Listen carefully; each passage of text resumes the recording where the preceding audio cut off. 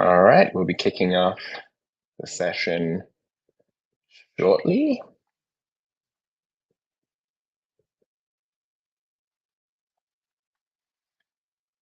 We'll just wait for folks to continue to trickle in, and then we will jump in.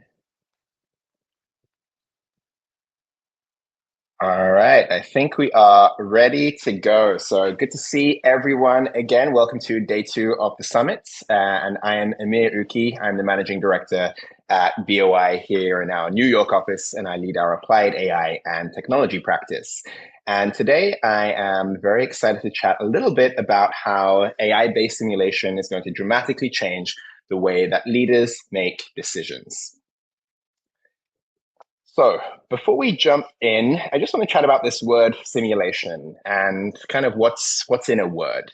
So simulation means so many different things in so many different contexts. And some people may think of Neo in The Matrix. I personally think of Truman Burbank in The Truman Show, one of my favorite movies. Go see it if you haven't seen it. But today we'll be sticking a lot closer to home, and we'll be talking about simulation that improves enterprise decision making. So think of your marketing leaders, your innovation and insight leaders, your distribution leaders, supply chain leaders, and so on. And the simulation is an area where we've seen a really big increase in investment as an in-house capability, which is pretty unsurprising as companies are continuing to kind of vie for competitive advantage with AI in 2025. So a couple of things that we want to come away with today in terms of what we've learned. So ideally, we'll cover kind of a broad knowledge of what AI simulation is, what a simulation engine looks like under the hood, and what changes once you have a simulation capability. And then we'll talk about some high-level ways to get started, and we'll kind of squeeze that into the 15, 20 minutes that we have. So we'll start with a very simple definition to kick us off. So a simulation is a virtual model of a complex real-world system that analyzes, that predicts, and that optimizes outcomes before you take action. So simulation is basically allowing decision makers to explore lots of different what-if scenarios. And then by doing that, they can leverage data, they can leverage machine learning, they can leverage computational modeling at scale to develop much more effective strategies. And I would say an important caveat before we get into the nitty gritty is that today I'm just covering the enterprise field of simulation in terms of decision making. I won't be covering other fields of simulation like medical simulation or military simulation, which follow very different rules than enterprise decision making, and that I am very much not qualified to cover in those domains. So now knowing that, let's talk about how we got here in terms of the evolution of AI in decision making. And AI in decision making has actually followed a pretty clear progression in the pretty recent mainstream adoption of enterprise AI. We've gone from generative AI that is allowing for retrieval, synthesis, and generation to, in a nutshell, help you extract and summarize knowledge, then to agentic AI that is moving beyond retrieval to allow the automation and the improvement of complex workflows. But AI-led simulation is actually a very different paradigm. So rather than automating decisions, it actually lets you pre-test, it lets you optimize, and then decide between different paths before you take action. So the fundamental shift here is that we're going from predicting what might happen in a business scenario to actively simulating and shaping what the best possible outcome could be. So simulation as a concept in enterprises actually isn't that new. So traditional simulation models have been around for decades and are generally static and rule-based, which means they require predefined conditions.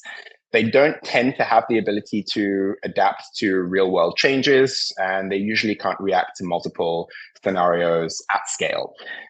AI-led simulation, on the other hand, is probabilistic and much more dynamic, which means it's learning from data, it's exploring different high-dimensional decision spaces, and it can simulate lots of different markets, competitive and consumer behaviors all at the same time. And that is something that we couldn't really do before, and we definitely couldn't do at scale. So let's look at supply chains as a comparative example between the two. So traditional simulation would be basically testing supply chain performance under fixed conditions. So an example would be warehouse inventory levels based on preset delivery schedules. Whereas AI-led simulation would simulate supply chain disruptions with lots of different dynamic variables. So fluctuating demand or weather or geopolitical events. So two different approaches to the same use case there. So to put it simply, with agentic AI, we're broadly establishing what is happening and what action we should take.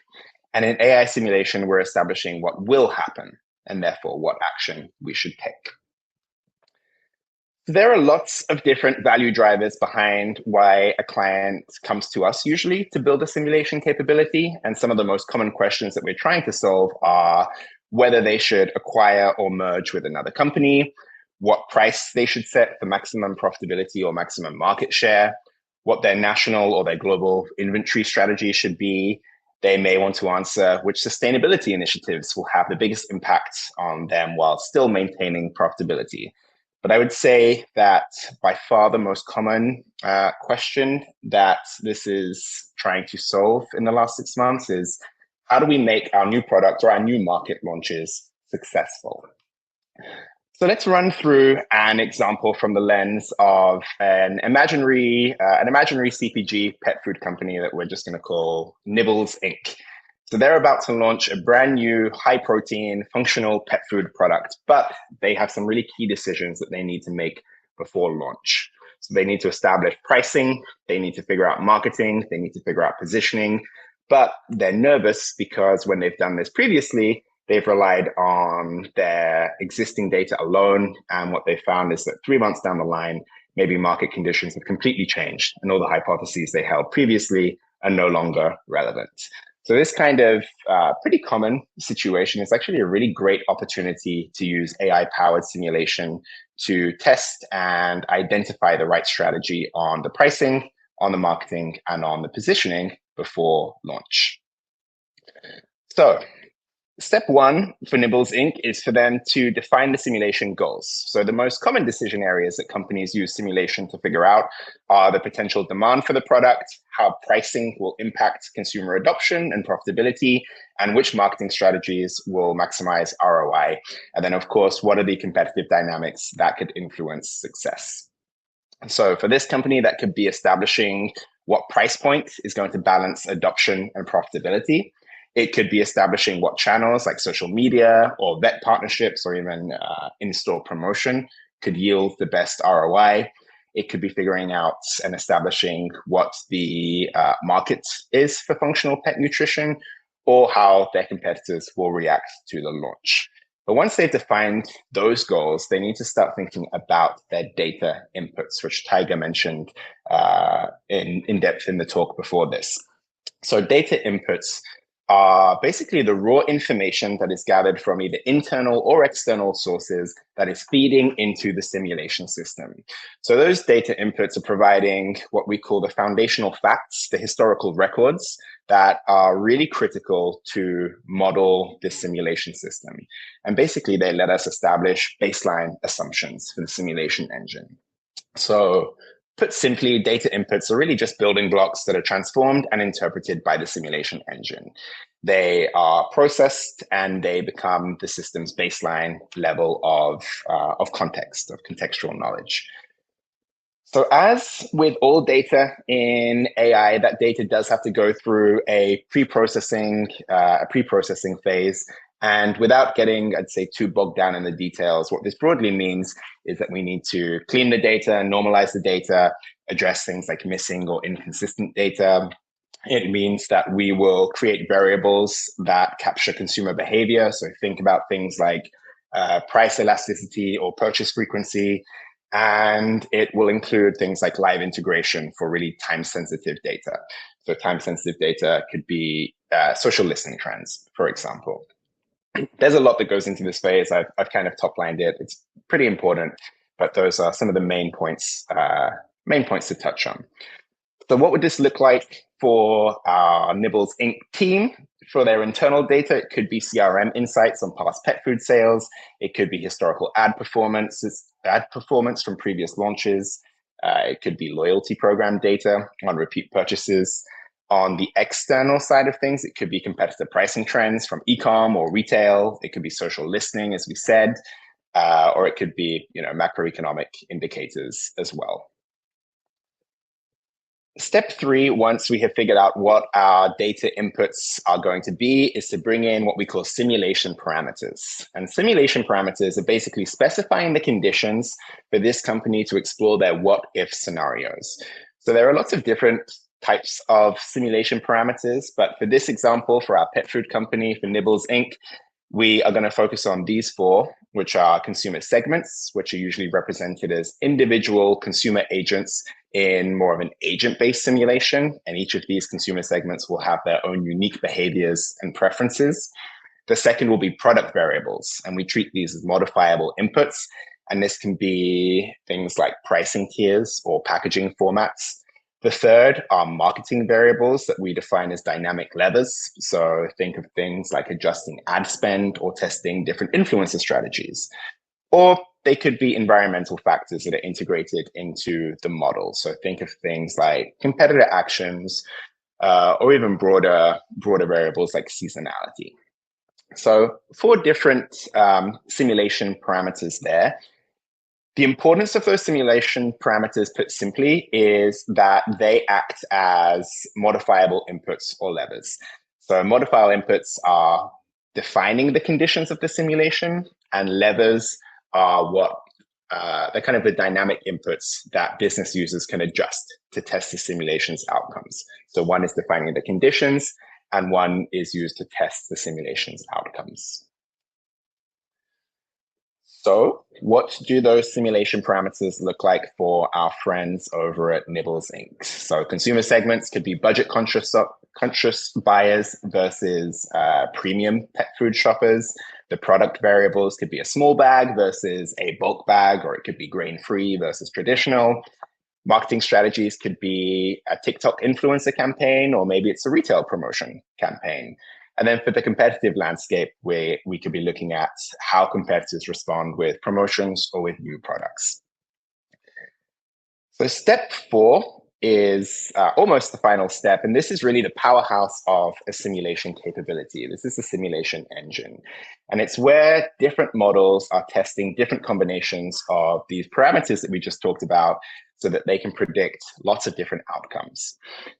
This step can really vary a lot depending on what we're trying to achieve for different businesses, different sectors, different clients. But some examples for our Nibbles Inc. case study could be that we may use a demand prediction model. So a demand prediction model is going to forecast demand based on factors like pricing, marketing, and competitor activity. On the technical side of things, it could work by using machine learning techniques like gradient boosting, which is basically analyzing historical and real-time data and predicting future demand curves. A different model that we could use here could be scenario optimization, and that is identifying the best combination of strategies that are going to maximize the ROI for the launch.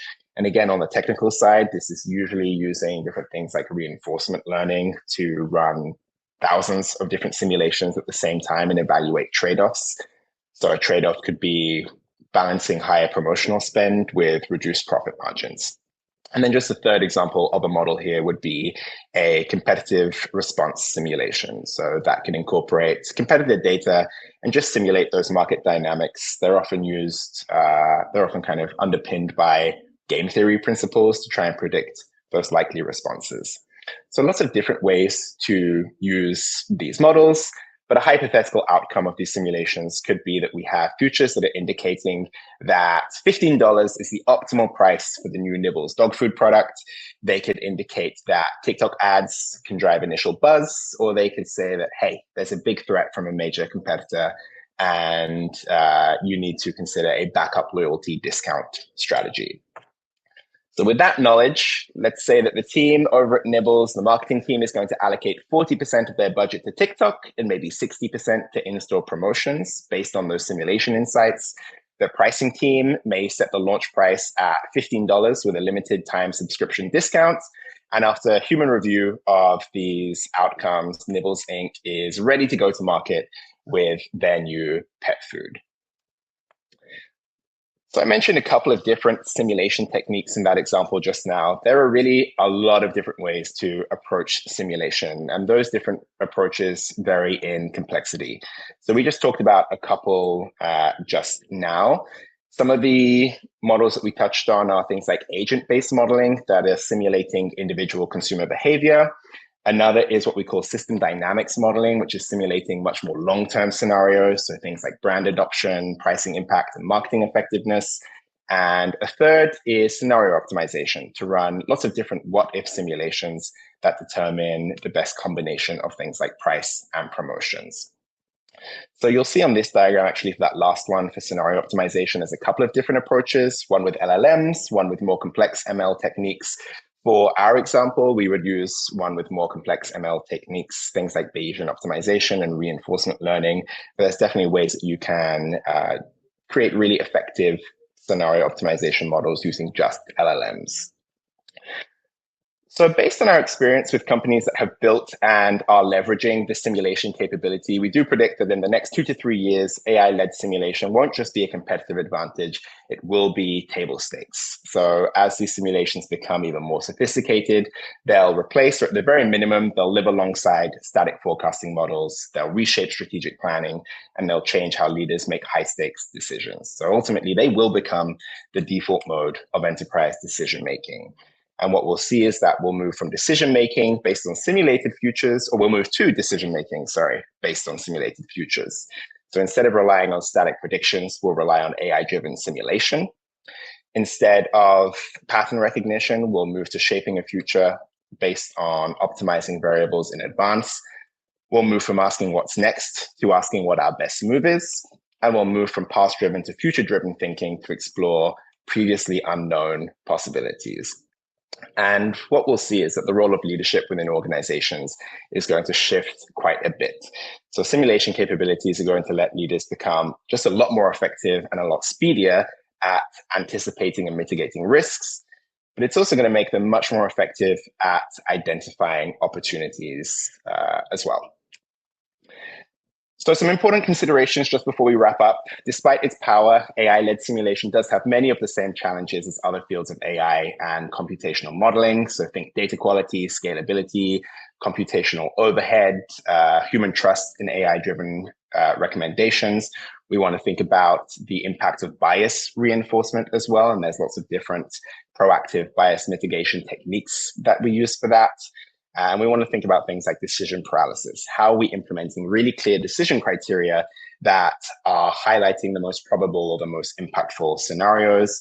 And then, of course, black swan events, which we always talk about when we are considering anything AI related. They're hard to model, but there are some effective mitigation techniques like using weak signal data sources that wouldn't traditionally be considered. So I'm going to wrap it here just with how to get started. If you are thinking about building an AI simulation capability, first we would ask, what critical decisions does your business need to make? How could they benefit? Then ask what data sources you already have or need. Ask who in your organization would use these insights and how would they act on them. And then we always say, start small, pick a single high impact use case, assess your data availability, and then experiment. Run a prototype, run a proof of concept, and then think about scaling. You really, really do not need a full-scale system on day one. We always start small, learn, and refine as you go. So try it, test it, and scale it. So let's revisit our original definition. At the beginning of this talk, we said that simulation is the process of creating a virtual model of a complex real-world system to analyze, predict, and optimize. But really, we can simplify that to say simulation is just a much smarter way of doing what you're already doing, but with much more confidence. All right. Thanks, everyone. Awesome. Thank you so much, Amir, for this great talk. A lot of questions in the chat, but unfortunately, we're not going to have time to get through them. And so we have about 10 seconds left until we are booted to the next session. So if you do have any questions, feel free to reach out to Amir directly, and he should be able to kind of answer those questions for you. So thank you so much, and see you in the next session.